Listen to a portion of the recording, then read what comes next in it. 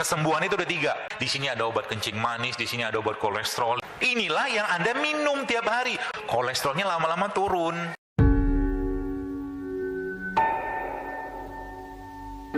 Yang Anda makan nanti di rumah bukan cuma sekedar makanan yang menyenangkan lidah, tapi juga makanan yang membuat tubuh Anda tuh senang gitu loh. Kebanyakan orang zaman sekarang makan yang dimakan cuma nyenengin lidah doang, gara-gara perasa perisanya. Vaksin atau MSG itu atau beberapa penyedap-penyedapnya itu dia mengambil alih, kalau mungkin ada pernah baca tulisan saya itu, dia mengambil alih peran reseptor. Jadi tubuh kita ini ada namanya lock and key change. Jadi reseptor itu dia begini, terus ada kalau bahasa kita di dunia perkuncian, kalau satu jantan betinanya gitu kan, lock and key change. Jadi dia ada reseptor, ada bahan baku. Nah konyolnya bahan-bahan pengawet yang ada pada kayak begini itu dia mengambil peran ini, dia mengambil peran ini, sehingga ada orang yang kayak sakau nggak makan mie instan. Paham? Yang ngangguk-ngangguk kayaknya pelakunya nih. Ada orang yang sakau tidak makan gula pasir. Dia sakau, pengen banget yang manis. Pada tubuhnya sebenarnya mintanya bukan manis dari gula pasir, tapi manis dari buah kayak begini. Jelas ya?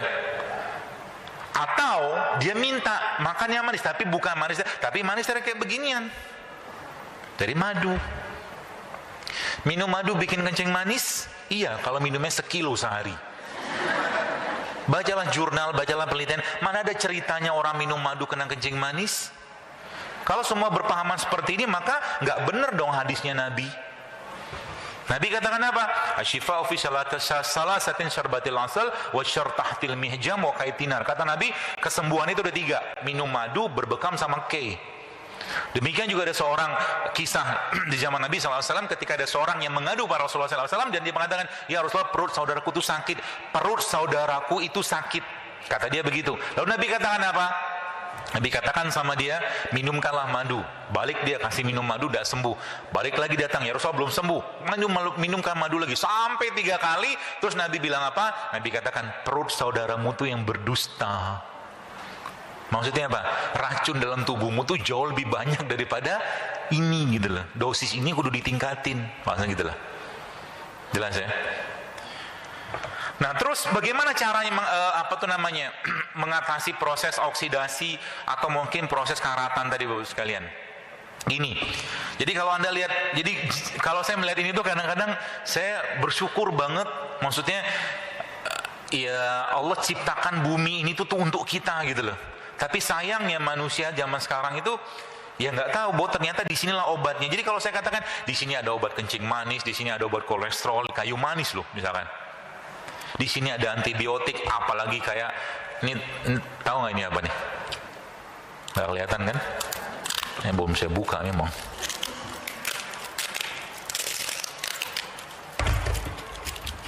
Kalau nggak ditunjukin nggak inget. Kalau kata guru saya, guru yang baik itu langsung ngasih contoh. Ini apa? Bunga lawang. Baca di penelitian tentang bunga lawang. Ini salah satu antibiotik. Ini juga sama beliau ini.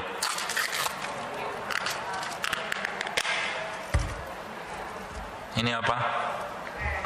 Ini antibiotik. Semua antibiotik sintetik yang dibuat oleh Barat asal muasalnya dari ini. Artinya apa? Berarti dokter, kalau kami nggak kena infeksi, kami minum beginian, apa yang terjadi? Anda akan tersurplus terus dengan bahan baku yang nanti kalau ada penyakit datang dia udah siap gitu loh. Paham ya? Jadi inilah yang Anda minum tiap hari, bukan teh manis. Paham? Kayak begini, ambil air panas. Oh ada, nanti bikin sendiri aja lah.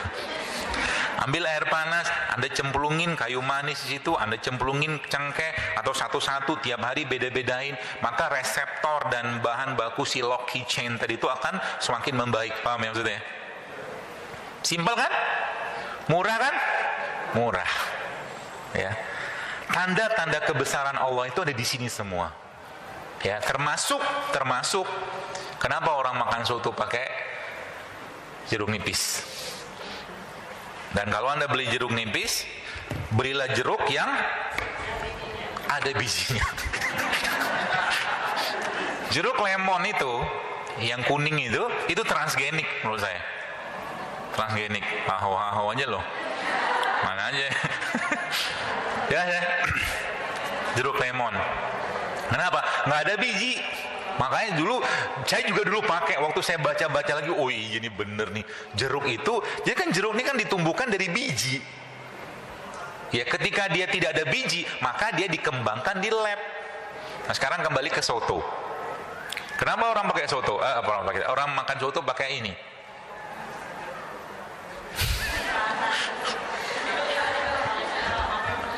Karena sotonya udah habis enzimnya. Sotonya itu kalau Anda lihat kan dipanasin, kasih santan bla bla segala macam kan gitu kurang lebih lah. Kasih beginian supaya dapat enzimnya. Jadi kata kuncinya apa? Di sini ada enzim. Kalau enzim Anda itu baik, maka dia akan menseimbangkan kolesterol. Itu sebabnya ketika Anda minum jeruk nipis, dikasih madu kayak begini, kolesterolnya lama-lama turun. Kenapa? Enzimnya dibenerin. Karena sudah saya bilang tadi kan, ini beliau-beliau kayak begini nih, ketika bikin masalah di mana? Di sini. Kenapa dia bikin masalah? Karena dia menguras enzim. Jelas ya? Itu sebabnya banyak orang, tanda-tanda saya kekurangan enzim apa? Mau dikasih tahu? Nanti tersinggung lagi. Ngantuk habis makan. Ngantuk setelah makan itu tanda tubuh kita kekurangan enzim. Ngantuk adalah tanda-tanda kebesaran Allah yang diciptakannya dalam tubuh manusia untuk apa? Untuk meresetting tubuh. Itu ngantuk. Dan akhirnya orang kan tidur. Kenapa Nabi SAW tidurnya? Kalau Anda mau sehat mulai sekarang, perhatikanlah jam tidur. Tidur terbaik adalah tidurnya 8 jam satu hari. Dan itu tidurnya Nabi. Kalau orang tidurnya 8 jam satu hari, maka otomatis tubuhnya akan ngeriset. Kalau di-reset, maka enzim akan lebih diperbaharui, hormon diperbaharui, semua diperbaharui. Jadi ketika ada orang makan kayak beginian dan dia ngantuk, tubuhnya udah kehabisan bahan baku untuk mengolah ini. Sehingga caranya gimana? Ya kurangi atau stop makanan-makanan yang menguras enzim. Salah satu makanan yang menguras enzim apa? Salatiga. Minumlah dengan tangan kanan, jangan minum dengan tangan kiri.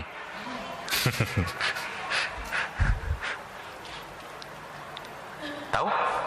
Udah pernah saya share. Ada tiga makanan yang nguras enzim luar biasa. Yang pertama apa? Nasi putih. Nasi putih. Ya, makanan gue banget tuh. Nanti saya kasih solusinya.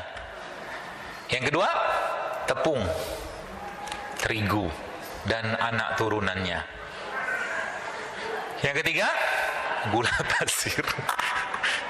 3 makanan ini nguras enzim. Itu sebabnya orang biasa habis makan nasi padang ngantuk gak? Ngantuk, karena sebagian besar sudah terkuras enzimnya untuk mengolah itu. Nasi padangnya nggak keliru, nasi padang nggak masalah, kitanya yang kekurangan enzim. Enzim dapat dari mana? Dari ini, ya, dari ini, dari ini, dari ini. Sering dimakan? Enggak. Ketika makanan masuk, bingung dia, nih ngolahnya gimana? Ya udah kita istirahat dulu aja deh. Gitu lah kurang lebih, paham ya? Jadi ketika makanan masuk nggak bisa diolah, tubuh ngapain? Kita rehat dulu deh sebentar. Kita panggil pasukan yang lain gitu kan? Ya suruh tidur. Konsepnya begitu Pak Bu. Ya, jadi kalau kita memahami konsep ini, maka ini Pak Bu akan jadi sarapan, ya, atau mungkin makanan pagi, siang, malam kita tiap hari, dan dia akan memberikan sensasi rasa kenyang. Karena apa? Kita bukan makan buat kenyang, tapi makan buat nutrisi, sehingga nanti, kotaknya masih ada lagi nih. Ketika nanti ibu bapak di rumah, sarapan paginya udah bukan lagi pakai nasi uduk, nasi goreng, dan gorengan, tapi sarapannya pakai alpukat kayak begini, lalu Anda kerok alpukatnya, lalu Anda tambahkan dengan madu, lalu Anda tambahkan dengan jeruk nipis sedikit, Anda tambahkan sedikit dengan coklat bubuk, maka Anda akan kenyang sampai sore. Kenapa? Karena bahan baku dan reseptornya udah dapet. Sedangkan nanti kita kekurangan gizi, gampang. Nanti Bapak Ibu tinggal pegang pinggangnya, ada lipetan nggak? Kalau pinggangnya ada lipetan, maka